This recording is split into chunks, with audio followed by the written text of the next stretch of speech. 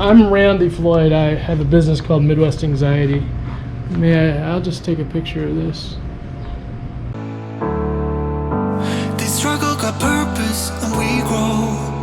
So whatever road we have to take next, all I need to know is that we'll roll with the punches.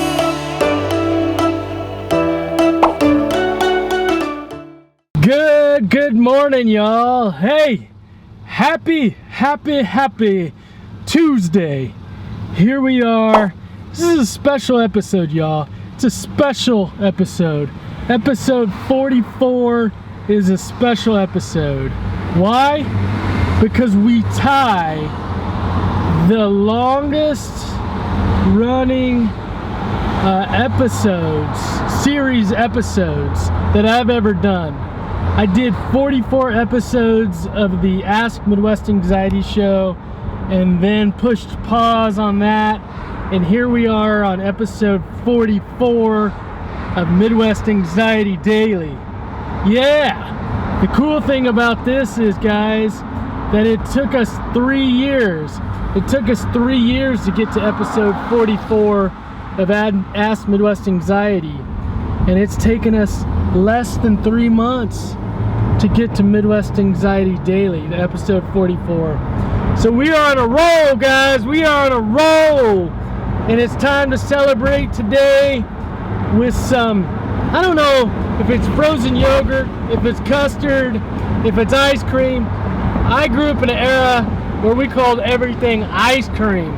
So I call everything ice cream no matter what it is.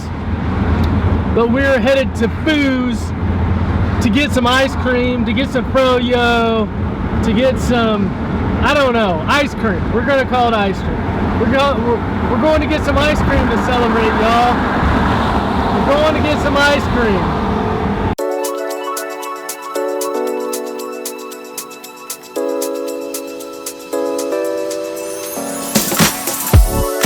Feel it in my body, feel it in my feet, and it feels so good inside. When I hear that music, it gets me on my feet, makes me wanna dance all night. Don't make me remember. All right, y'all. Foos is not open right now, not till 2 o'clock. I can't stay till 2 o'clock because I've got clients this afternoon. But the owner, she's nice enough just to let us come in and look around and look at the menu. I was actually gonna come get some ice cream or whatever you serve, but It's better. you mind if I'm Randy Floyd. I have a business called Midwest Anxiety. I'll just take a picture of this. That's the best mural. Yeah. I can't stay until 2, but I will come back. I'm open every day. My YouTube channel is Midwest Anxiety, so I basically go somewhere in the community every day and just support local businesses, and then I talk about anxiety and depression. So, Awesome. yeah. Yeah. So I'll come back and see you when you're open. Perfect. All right, We're take open care. till 10, so. All right, take care. 9 during the week, 10 on weekends. All right, take care. Cool. If you're ever in the Brookside area, Brookside is awesome. I was down here this last weekend with a friend, just riding around, especially great weather. Lots of great stuff to do down here in Brookside. But you guys definitely go check out Foos. I've heard lots of great things about Foos, and just yummy frozen custard. And yeah, so bummer that I didn't get any frozen custard. I'm just gonna walk around a little bit more before I head back and start client sessions. Everything you do, 'cause I don't wanna hurt inside. Feel it in my body, feel it in my feet, and it feels so good inside. And I always wanna feel like this. I close my eyes and all my troubles fade away. I was once got so deep into me, but tonight I won't let that. So guys, one of the things that I've been thinking about as we've been coming up on this 44th episode and just what's the difference between right now with Midwest Anxiety Daily and 44 episodes, and then doing the same amount of episodes with Ask Midwest Anxiety show. And I want to kind of give you this idea that I think you can apply to many situations, but I think it really applies to this the situation with both shows. So my thought is nothing is worth gaining if it requires losing yourself. I think that's like one of the main differences between where I'm at now with Midwest Anxiety Daily and the Ask Midwest Anxiety show is I wasn't living within myself, guys. Like I just wasn't. I was too worried about what you guys thought. I was too worried about all the things that go with just trying to make a show, if the lighting's right, if the sound's good. And I just lost myself. The likes, the amount of subscribers. Like, I don't care about any of that stuff right now. I don't care about any of that stuff. All I care about is continuing to maintain myself, and by maintaining myself, I'm just putting out my truth. I'm just putting my truth out into the world. Put your truth out into the world, and if it connects with someone, great. If it's just one person, as long as it's connecting with one person and it's helping one person, then hey. You can't lose yourself, guys. You can't lose yourself. You are the foundation. You are the foundation. You are your foundation. You are your foundation. Without you, you don't have a foundation.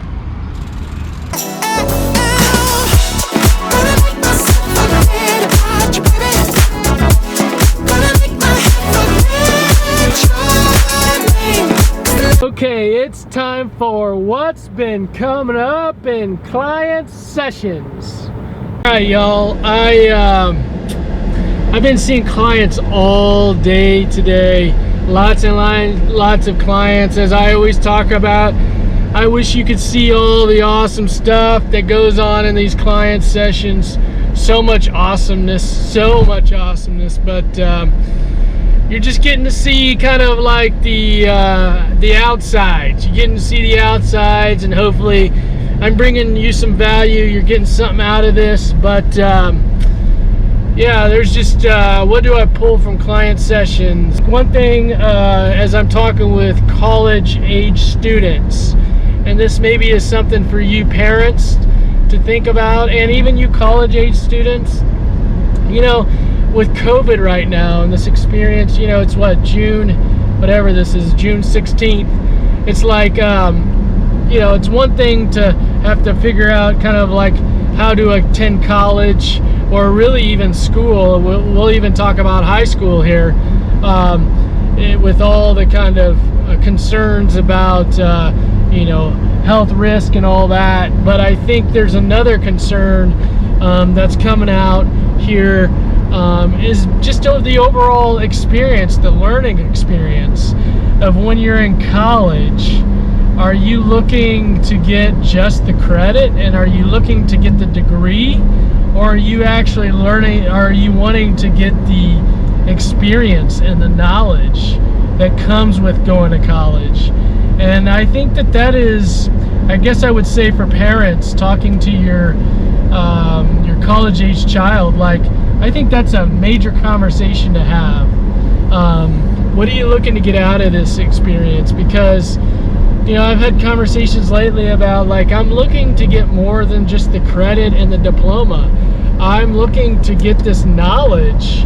I'm looking to get this knowledge going to college that I don't know that I can get online. That same experience, that college experience, that learning experience during COVID situations. And I know that that's a tough thing because there's so much uncertainty that's going around about kind of what college is going to look like, school is going to look like, what, you know, just what everything's going to look like. But where I'm going with this is have that conversation about what do you want to get out of school. and come to some conclusions and some plan based on what you want to get out of school. So guys, I don't have any direction for you on this. I think maybe my direction would be is to obviously be aware, and if you've got questions or concerns, talk to your school administrators and just become knowledgeable in that area. But I will tell you, what's coming out of client sessions is a concern around that. Let's say that they cancel those classes, and what about that knowledge? Am I getting the knowledge that's going to help me later? Am I getting that experience? Am I getting that knowledge that's going to help me later in life? And I've been happy to hear college-age students actually say that they want that. They want that knowledge. They want that experience. They know that it's going to help them later in life. So that's been something that's been coming up. What else has been coming up? Hey, here's another thing. This may be a longer what's been coming up in client sessions. That guys, that you, when anxiety comes up, that feeling inside of you comes up, like that there is a relationship that you have with that feeling. And that relationship that you have, that feeling is going to determine how that anxiety, how you go forward with that anxiety, how you do the dance with anxiety, right? And there's something that I do with people called interoceptive exposures, where basically we just have to sit with that feeling, and you got to change your relationship. You got to change your mind and your behavior around that physical feeling. So interoceptive exposures are basically just that idea that we're going to recreate those feelings. We're going to recreate those feelings, and when we recreate those feelings, we're going to change our mind and our behavior around that. You've heard me talk about we're going to go on offense. We're not going to be afraid of that feeling. We're going to go on offense, and by going on offense, we're creating these feelings. We're not waiting for them to come up. We're bringing them on. There's certain exercises and things that we do to bring those feelings up, because I want to have a different relationship. I want to have a different relationship with those feelings. And my only way to have a different relationship with those feelings is to go straight on. And we can't wait for those feelings to come up. We got to create them, because what we want is we want gradual intensity. We want gradual intensity where we can gradually tolerate it more. We want gradual intensity. So what we do with the interoceptive exposures is we schedule them. We create kind of like a timeline, or if you think about a ladder, we put them on like a ladder, and we go up just one at a time, recreating those situations that cause those physical feelings, so I can just gradually tolerate it more and more and more. And as I tolerate it more and more and more, then all those ones above it that are more anxiety inducing will just fall down. They'll fall down. It's kind of like a house that's built on sand, right? It kind of gets easier, okay? So interoceptive exposures, I will link a couple videos by Dr. Reed Wilson that talks about interoceptive exposures. If you're struggling with, if you say to yourself, I'm anxious about getting anxious, if you ever say I have panic attacks, I'm afraid of having panic attacks, anything like that, you'll want to really look at interoceptive exposures, because we want to gradually increase that intensity, but we also want them to be frequent, because the more that we do it, the easier it gets. All right, the easier it gets time after time. You've heard me talk about habituate before. You habituate it, where you just the more time you spend with it, the easier it gets. That's what we want. We want you to habituate that feeling. We want you to create a different relationship with that feeling that you have. It's not the worst feeling in the world. That you can handle it, that you can tolerate it. All right, y'all, before the question of the day, gotta say, know that we all struggle, okay? So when I ask this question, we all struggle. Question of the day: What is something that you're struggling with right now? Let me know.